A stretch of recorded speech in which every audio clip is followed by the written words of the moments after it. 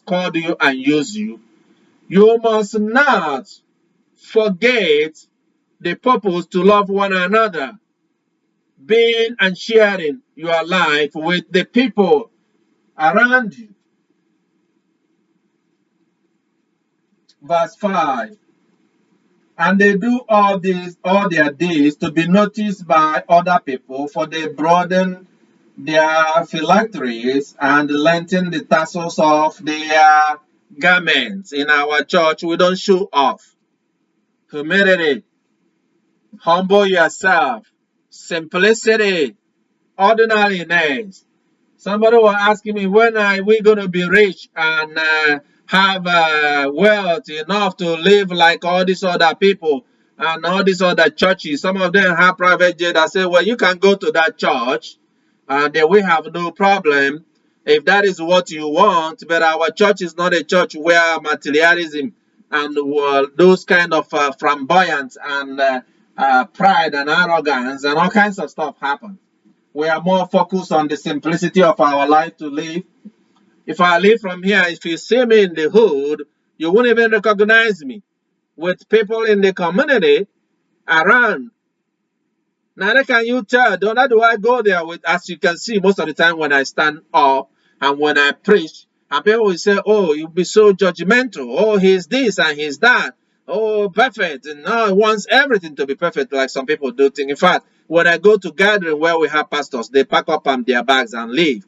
And some of them here in America look at me like, thank God you are not God. If you are God, nobody will survive. Everybody will be in hell. So I'm just saying that some of the things that people say, but those that know me because when I am down in the hood, in the community, and among the ordinary people, regular people, the unbelievers, they cannot tell that I'm even a man of God or a servant of God, except maybe by my behavior, and my actions, my responses to certain things that, oh no, I can't do that.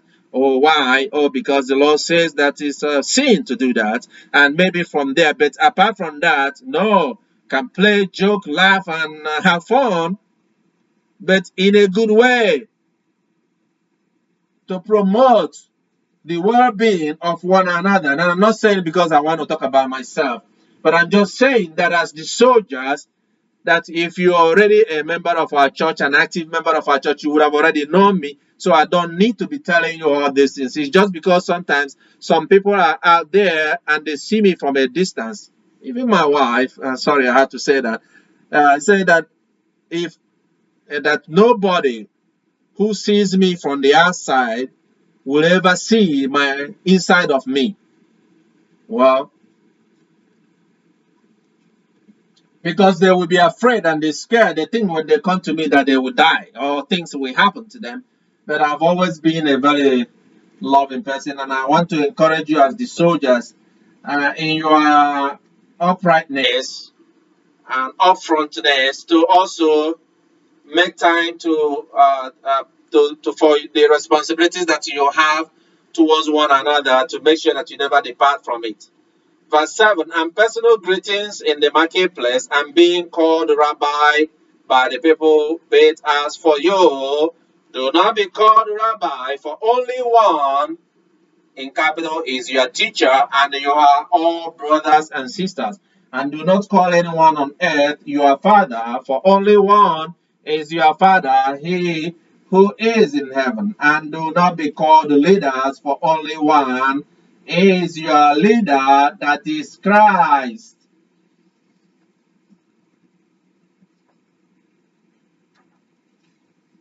But the greatest of you shall be your servant. That's very important.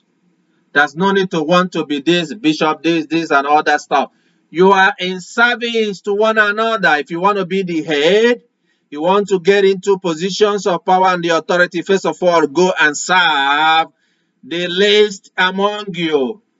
Serve the least among you. And that is the way of the soldiers, is the way of Christ. When he washed the feet of the apostle, when he broke bread and gave to the people to eat, when he sat with them, he is God, but he sat with ordinary people. And he let ordinary people whip, spat, kick, beat, stab, do all kinds of things to him. Whoever exalts himself shall be humbled, and whoever humbles himself shall be exalted. Verse 12. So you can see, say whoever. Whoever. He didn't say some people. Whoever. So that's why you must not take up high stake and high places. So always remember, you can be the richest man on earth and still be simple. William Buffett at one point was the second richest people in the world. That's before Zuckerberg and Elon Musk got a shot, Bezos got a shot at it.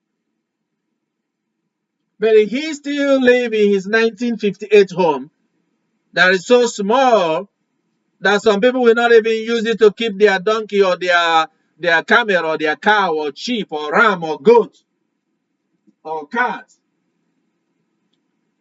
But with all that money, he still retain and live in the same way. So the thing is that sometimes people, you should also copy some of these white folks because there's not everything that is bad, and most of the time they are good. In the simplicity of their nature, we're talking about now the Western, both the Western and the Eastern, because they also live simple life. Both the Western and the Eastern, but mostly on the Western church. So when you now begin to live a life, you begin to think. Don't think that because you pay tithe for those that cry so far about tithe, but they have nothing to do or in common with those that they serve. They're supposed to be serving. And instead, the people are the ones serving them. That's the main thing that made God angry. That's why he said from verse 23, woe to you, scribes and Pharisees, hypocrites, for you tithe mint and dill and cumin, and have neglected the weightier provisions of the law, which are justice, mercy, and faithfulness. Justice, mercy, and faithfulness. But these are the things you should have done without neglecting the others. You blind guys who strain out a gnat and swallow a camel. They are quick to condemn people, and they themselves are doing worse things.